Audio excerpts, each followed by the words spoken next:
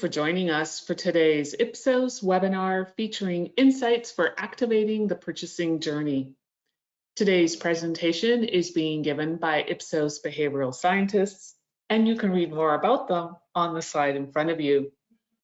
So now, without further ado, it is my pleasure to introduce today's first speaker, Brendan Light, Head of Shopper Insights for the US. Brendan, you have the floor.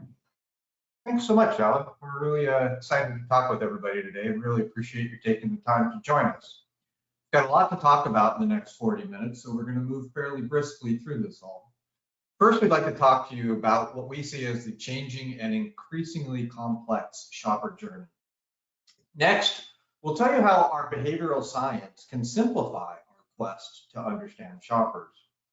Following that, we'll share how we've done this before, highlighting a few case studies. Finally, we'll leave you with a few key takeaways, and if, as Dylan mentioned, time permits, we'll certainly get to your questions, and if not, we'll definitely follow up with you individually afterwards.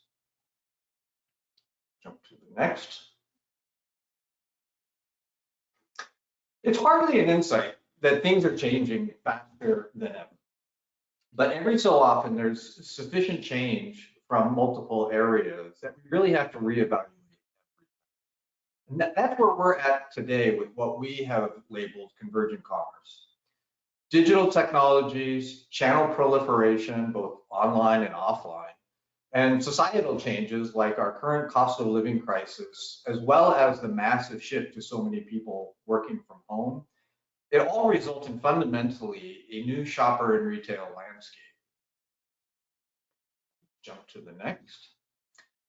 Now, when we think about what's unique about shopper and the shopper experience as distinct from the consumer experience, it's that it is so full of many decisions. From the initial trigger to the eventual purchase and everything in between, it's decision after decision after decision. Shoppers have to decide what brands and products are in their consideration set, when they need it, how they want to buy it. Will it be online or offline? Will it be delivered or will they pick it up? Will they buy it at full price or wait until it goes on sale? Which channels, which retailers, and what ultimately at shelf may disrupt all of that work they've done to make a decision and make a new decision when they ultimately get to shelf. The list goes on and on. Brands and retailers have the opportunity to influence either directly or indirectly all of those decisions, but they often struggle with the best way to do it. Go to the next slide. Traditionally, shopper journeys were easiest to understand as being a truly linear process with consistently distinct phases that were uniquely predictable, progressive, and actionable. Typically, shoppers would consciously enter a category through a purchasing trigger where they just have identified a need to buy something. And they would neatly work their way through the purchase funnel to ultimately end up at a purchase, use, repurchase. And it was very straightforward for everybody to understand. But now we have two major forces that have disrupted things and will never go back to the way it used to be. First, the internet itself gives us access to goods in a way we've never had before. We have access to new retailers. We have new access to existing retailers we couldn't get to before. We have the ability to discover, compare, educate ourselves, be informed automatically, not just buying, but the whole notion of auto replenishment and subscriptions. It's been a colossal change. And specifically, social media has been a gigantic force as well. It's at the same time both communal and highly personal. It's immediate and it's sticky. And it's also a massive shift away from the historical notion where brands and retailers were really able to control the narrative with shoppers. And now it's become much more organic and wide-ranging. And we have new voices and new influencers on the scene. So it's really changed things. And it's also become its own channel for commerce. Jump to the next slide. So this is an interesting example from just yesterday. Social commerce is truly the domain of the future of impulse purchasing. That in a matter of seconds, you can immediately enter into a new category. This opportunity came into my feed just yesterday. In a matter of seconds, I went from having awareness and consideration, because who's not going to consider this awesome lawn game, but then going from there into actually being able to purchase. And this all happened literally within 1 minute. And so what is unique about social in the disruption to the traditional shopper journey is the fact that one touch point now needs to serve every role in the purchase journey in this instance. And so it truly is a time to reevaluate how we're looking at everything. So we go to the next slide. One of the major effects, in addition to having that great compression of the journey, is the fact that journeys now are simply not a linear process anymore. All of the distinct elements of a shopper journey remain, but the way that they're realized are far more complex than ever.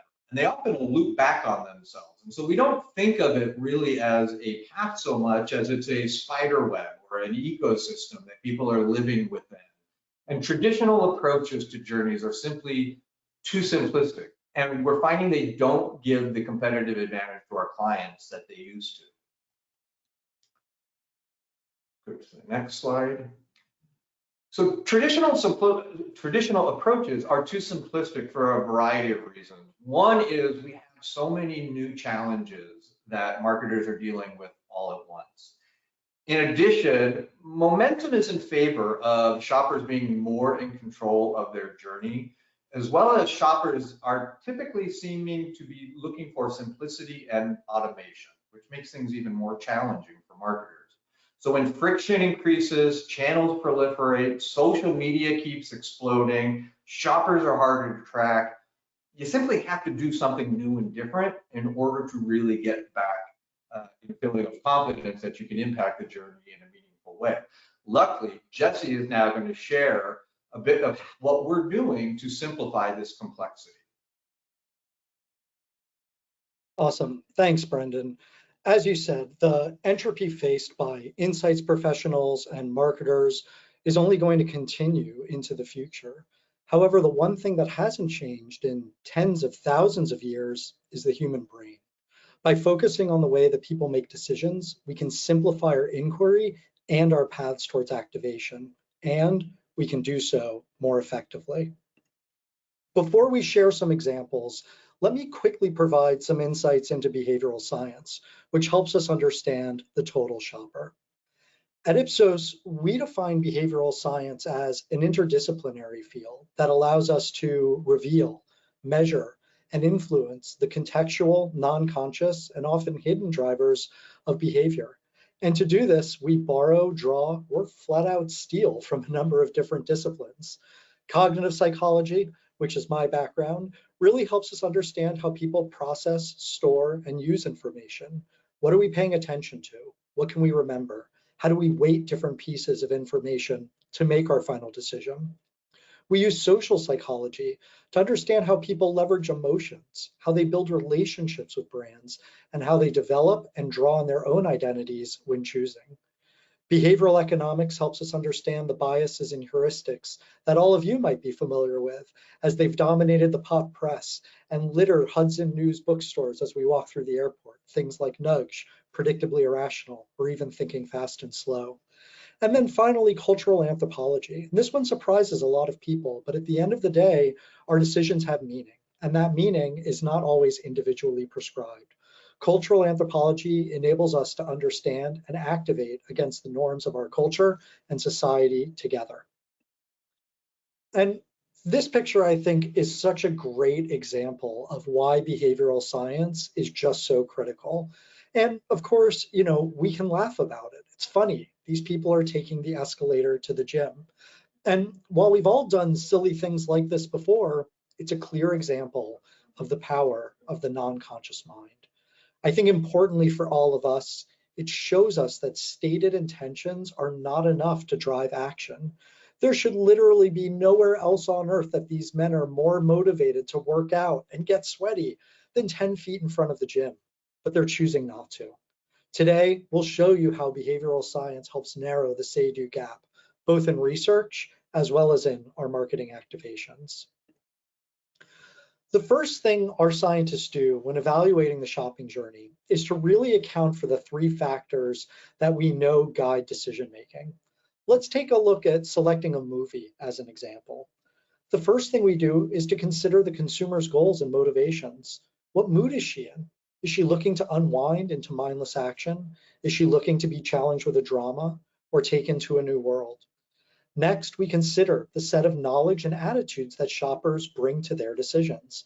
And market research has a great set of tools for this. For example, I have opinions about movie types I like, actors that I enjoy, those that I don't, and this all impacts my movie choices. And it's something that we can easily measure.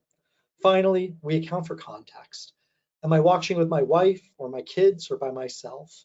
If I'm watching with my wife, maybe we put on Bridgerton.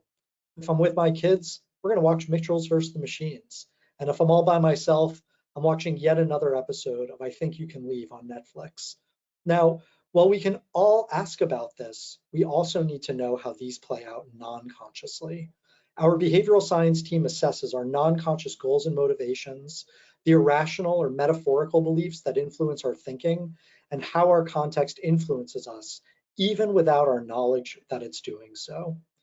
Now, in our shopper work, we incorporate behavioral science across all elements of the insights generation process.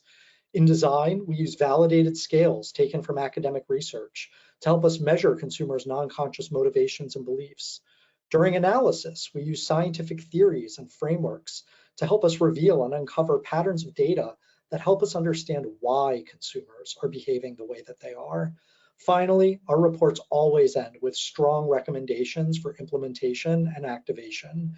Here we use principles from the modern marketing literature to nudge shopper attention, promote brand or category beliefs, and act, moving items from the shelf to the cart. Let's take a look at some of the ways that we've done this before. Today, we'll share two of our groundbreaking tools with you to help you better understand your shoppers and to drive activations that work on a conscious and non-conscious level. Our behavioral blueprinting focuses on the human decision maker and helps us understand her non-conscious motivations and how they change throughout the journey. I'll also talk about our behavioral science audits, which applies work from academic marketing to move consumers to pay attention, to drive those beliefs, and to turn that consideration into purchase. As I mentioned, our blueprinting approach reveals and measures shoppers' non-conscious motivations. This enables us to design marketing to align with them. And when marketing and motivations are congruent, it drives behavior.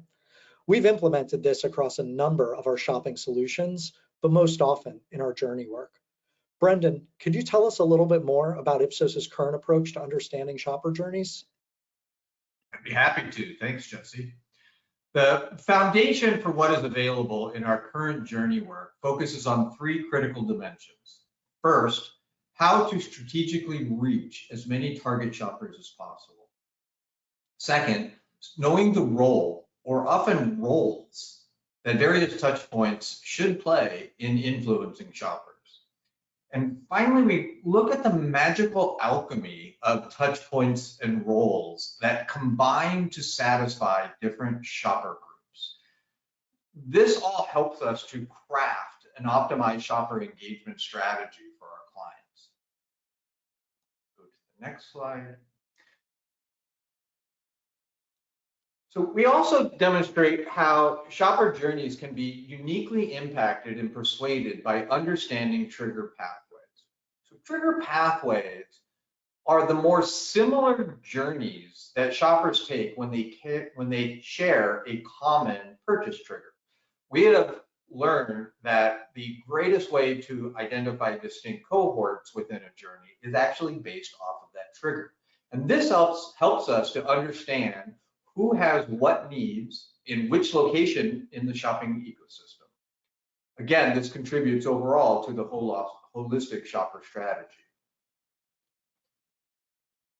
But the holistic strategy can sometimes leave clients feeling a little bit struggling to connect the dots in terms of activation. How do I bring this to life?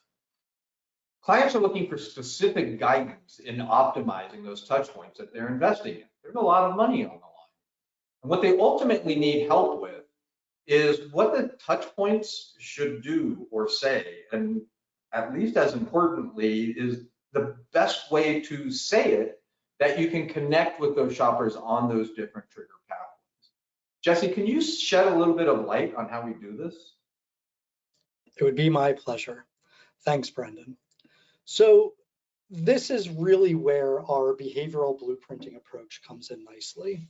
It enables us to look at consumers and shoppers' goals. And goals are critical because they drive action. And a little story really helps drive this point home. So you see the three women on the right here, and those are my two daughters when they were little kids and their nanny, Baba Tamara. And Baba Tamara had emigrated to the United States from the Ukraine and was the type of person who literally believed that the streets of New York City were paved with gold. And my wife and I only realized this when, after a day of walking our kids to day school and then back home again, both kids were laden with change that they'd collected on their walks. Now, I haven't found a single nickel on the ground of New York City in the 14 years that I've lived here, but these kids were coming home with $1.50 every day. Why? Well, it turns out that our goals affect our attention.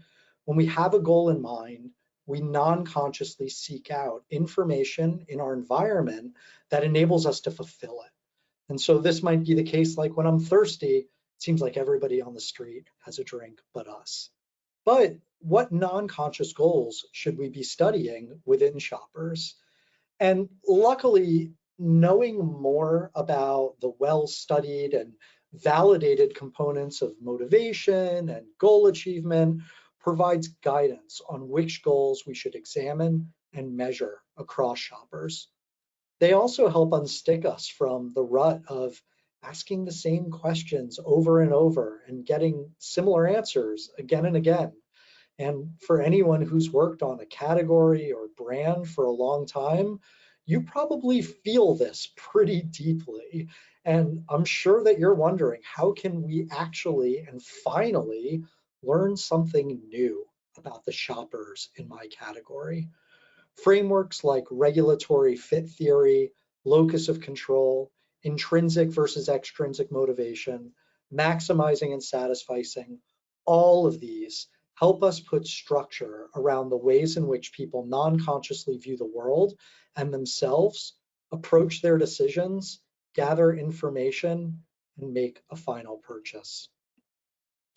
We on our team have drawn on this literature to create a simple way to harness the power of this massive body of research and apply it within our shopper insights generation process. And again, we call this behavioral blueprinting.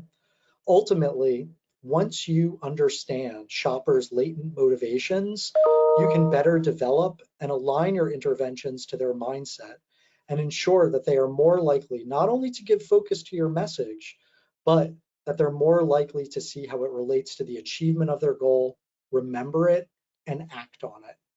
Along the way, this added layer of knowledge about your shopper and what's going to resonate with them can also be immensely helpful in adding tactical direction to your briefing process and add focus to the testing of various executional elements of your brand or retail strategy. So let's dive into one of the motivation-based frameworks we often leverage in our shopper work. What is the consumer's job to be done with regard to the product benefits?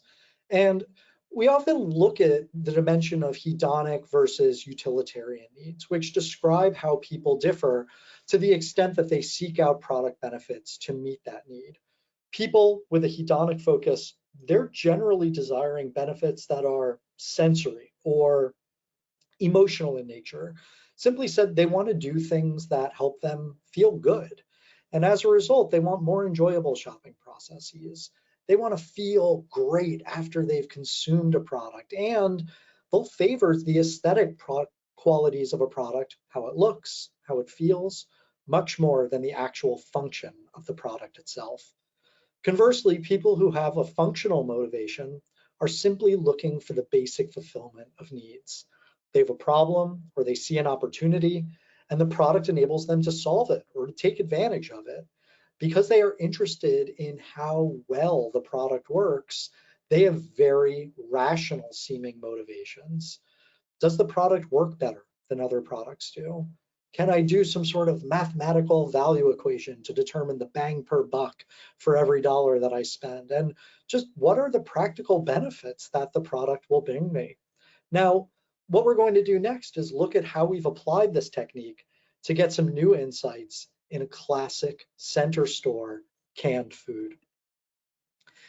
And I'll be honest about this. When we first started examining this category, we really didn't know what to expect. You know, as a center store canned food, there's clearly aspects to the product that shine from a functional perspective.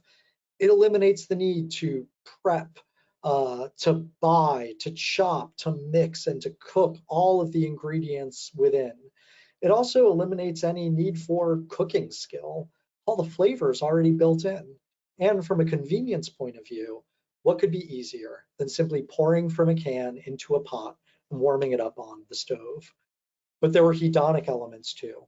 The products in this category are delicious, coming in a range of flavors. It also has different textures, from chunky to thin to thick, and its nostalgic qualities hit a very specific emotional chord with American shoppers. The results were surprising. When shoppers considered this category, their motivations were highly hedonic in nature. They strongly desired the sensory and emotional characteristics rather than the more basic functional benefits of the category. Not only did this change the elements that consumers desired within the products that they were shopping for, which our client used to inform their innovation and their R&D teams, but it also had significant impact on their journeys too. We found that the split in category motivations led to very different touch points being used. Importantly, whereas utility-based shoppers depended more on traditional media and influences, those with a hedonic orientation were much more influenced by hedonic touch points like social media, in-store displays, and other internet sites. Because of the significant split in shopper motivations, we were able to advise our client on where to spend their advertising dollars to have the greatest impact. And because we knew our shoppers' motivations, we were also able to help our client decide what to say in the aisle, both on the package and at the shelf. It was all about flavor, texture, and emotional connection, the key elements sought by those with hedonic motivations. Practically, this meant showing more of the ingredient visuals on the package, showing steam coming off the finished product to symbolize that freshly cooked and warm, delicious mouthfeel that you get, and potentially organizing the planogram by flavors rather than organic versus non-organic, or low sodium versus high test versions of the product, things that were more functional in nature. And now I'll hand it over to Brendan, who can tell us a little bit more about how we can validate these marketing hypotheses through a very cool Ipsos platform, SimStore. Thanks, Jesse. I think it's just fascinating how your work is revealing how those triggers and motivations can really create unique experiences. But what we ultimately want to know is, does it actually make a difference at the register? And as Jesse noted, we have a really cool platform, SimStore, where we can do virtual store testing and we can measure that activation performance at shelf. And this is, again, where the rubber hits the road and we see the lift that is associated with those BSI recommendations. And because there's more than one way to actualize those recommendations, we're often testing multiple scenarios to identify which one creates the greatest lift in total for the client's strategy. We can measure increased noticeability, findability, consideration, and purchase for everything that you're doing at shelf. We can also capture the associated conscious diagnostics that shoppers give us regarding the scenarios they're testing, so we can better understand what's really connecting with them and why.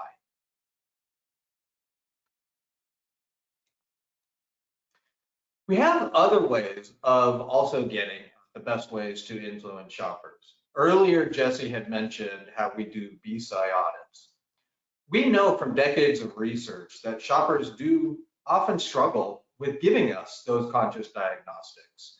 They struggle with helping us to understand what's actually influencing them, how are their behaviors changing after they've been exposed to a stimulus through a touch point, and they definitely can struggle to express why a touch point performs the way that it does. So to that end, our behavioral science team has invented a technique we call the behavioral science audit. And this heuristic approach enables you to directly assess touchpoint performance from a non-conscious perspective. And that allows you to optimize in-market performance, as well as to start to think about how to develop science-based strategies for the development of your future touchpoints. So at this point, I'm going to hand it back to Jesse, who's going to walk us through a really cool case study that shows how the BSI audit approach led to some specific direct changes. Awesome. Thanks, Brendan. So let me first set up a little context for everybody listening in. We were working with a large retailer, and they'd recently changed their women's apparel section.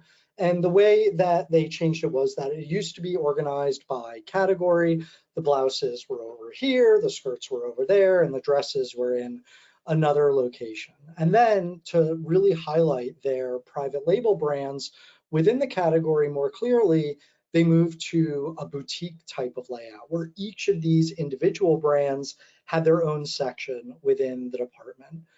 Unfortunately, at least in the short term, sales were dropping, and the retailer reached out to us for help. And specifically, there were three things that they wanted this research to help them accomplish. First, they wanted to bring shoppers into the department from the aisle. What was going to be that thing that really kind of captured their attention?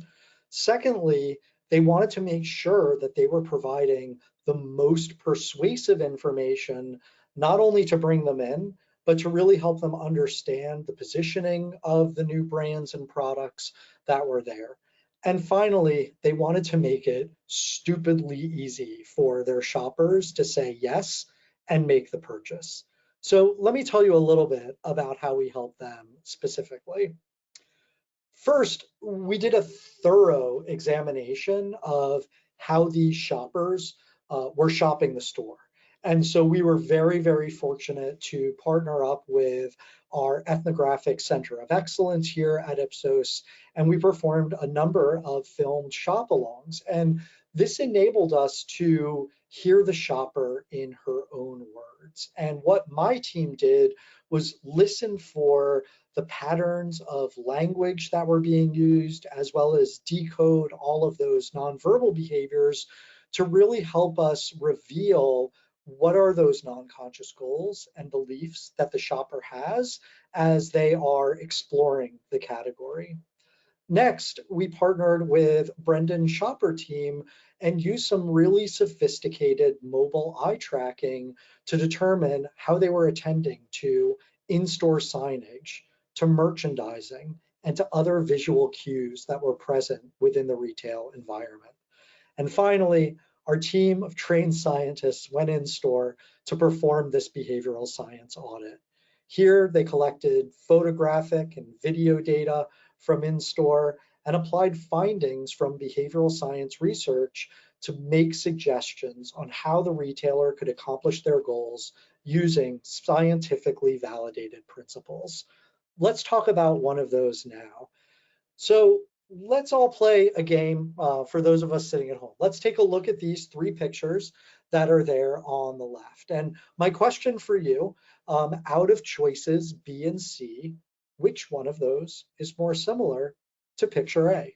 And there's no right or wrong answer to this, but they reveal different things about you, and they reveal different things about the way that you shop. And you can easily see how both sets of these would go along. Certainly A and B, they're making the same kind of shape together, whereas A and C, these are both kind of made out of our boxes together. So if you selected A and B together, you're an abstract thinker. If you selected A and C to go together, you are a concrete thinker. And these non-conscious mindsets affect the way that you shop. If you're an abstract thinker, you think relationally. You're considering how all of these different products that you see can fit together to help you develop a solution to the needs that you have. The way that you look at the products too also changes. You seek variety between different categories within the store rather than within one. And you want to serve your higher level goals, really thinking about how does this enable me to do the things that I'm looking to do. However, if you selected A and C, you're concrete in your shopping approach.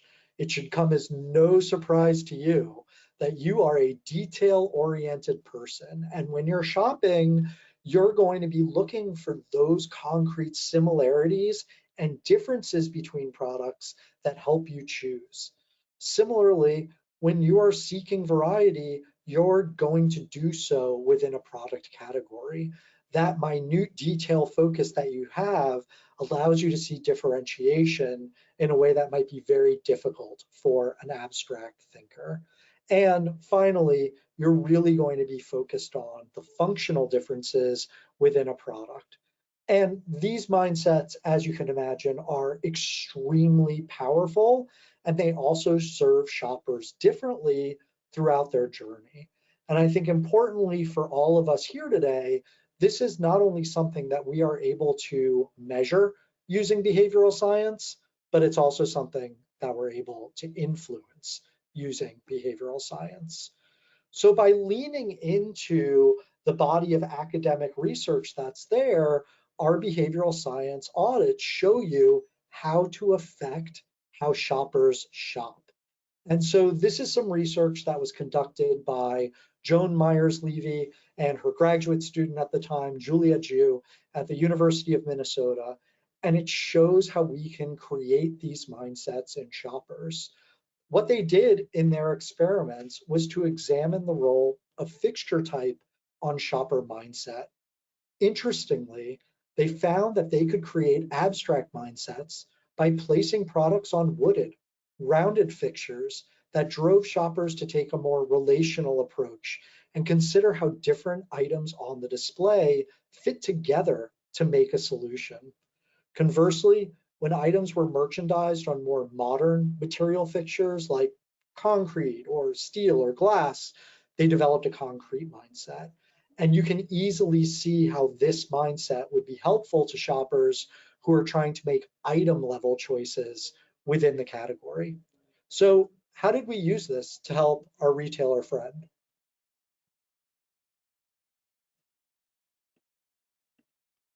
First, we considered where there were opportunities for bundling. Thinking of denim, right, goes with everything.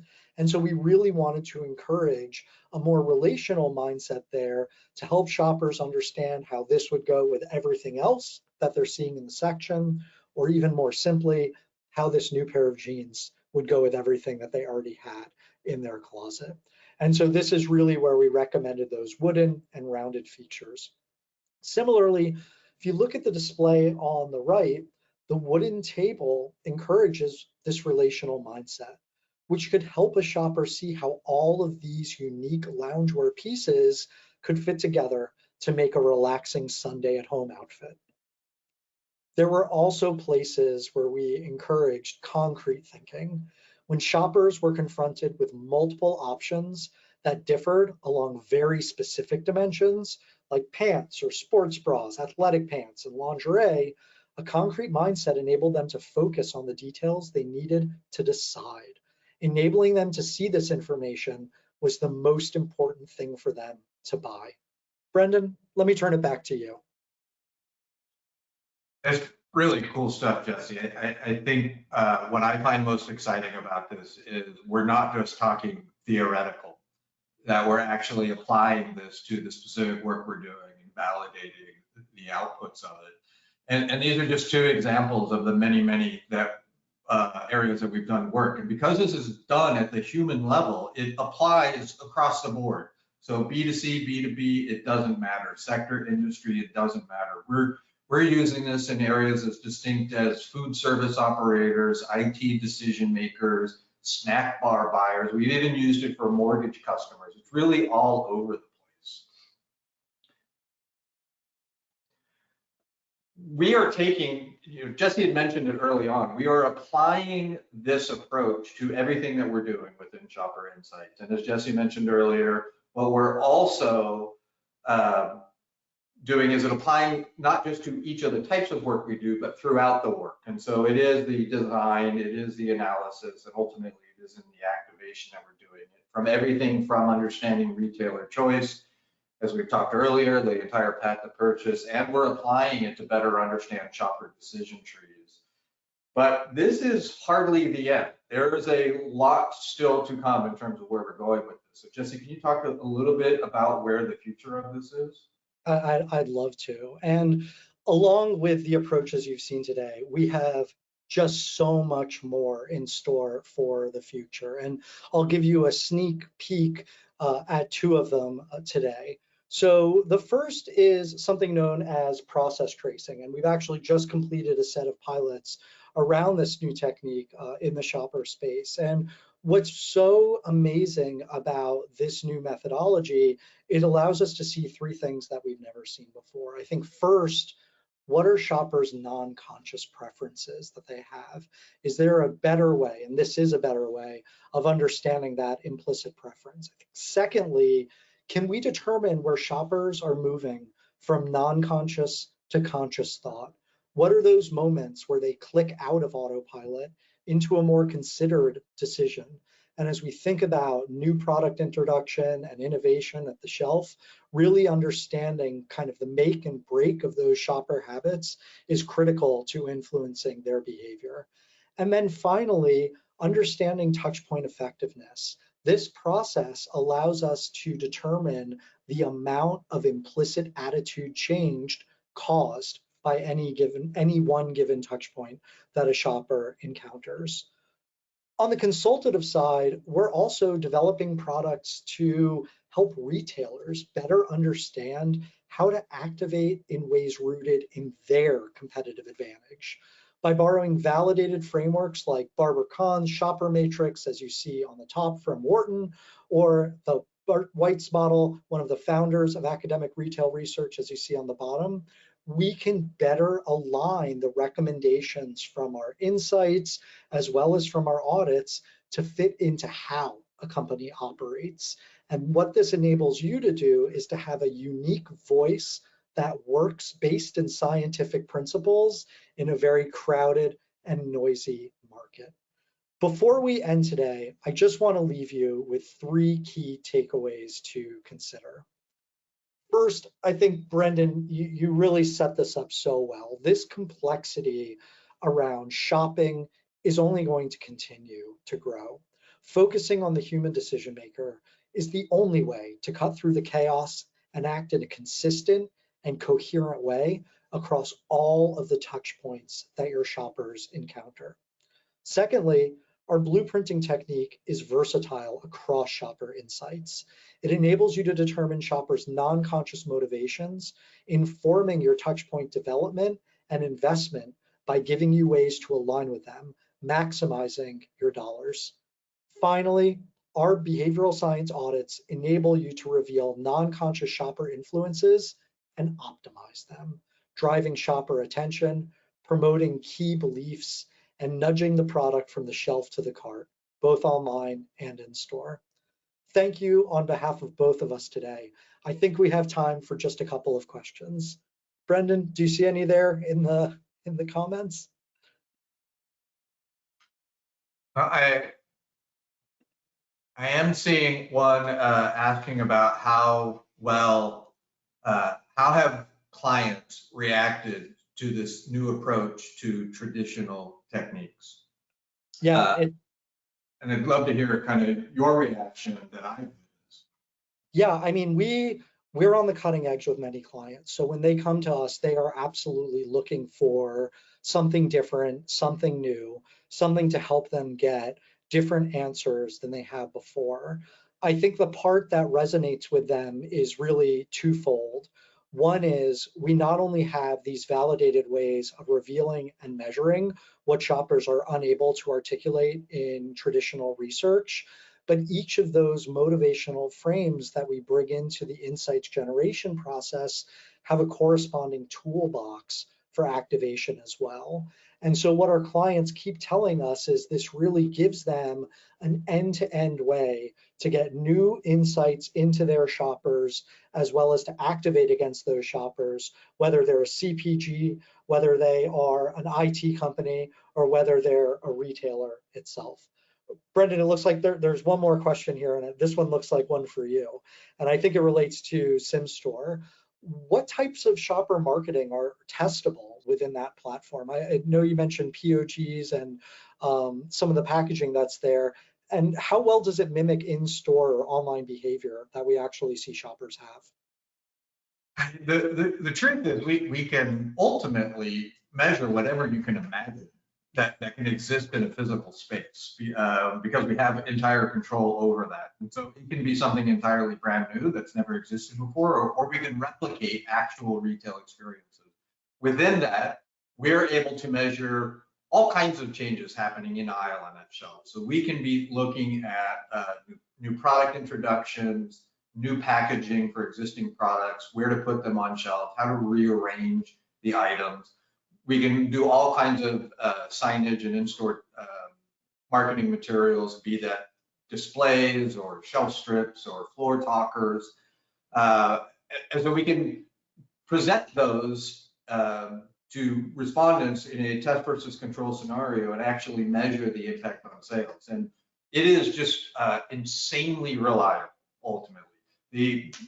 There has been research going back to the 1990s of looking at virtual testing.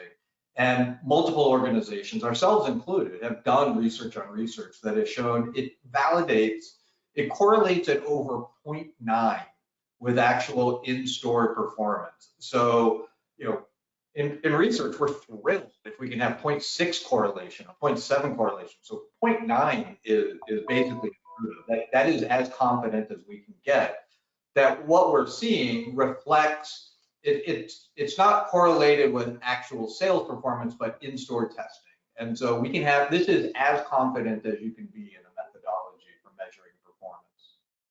Awesome. Well, I see we're at the end of our time here. So thank you on behalf of myself and Brendan, the Ipsos shopper team, as well as the Ipsos Behavioral Science Center for joining us today. As Ellen mentioned at the beginning of the call, recording and deck will be emailed to all of you subsequent to this meeting. And we really, really appreciate you listening in to some of the cool work that we're very proud of together. I hope you all have a fantastic rest of the day. Bye-bye.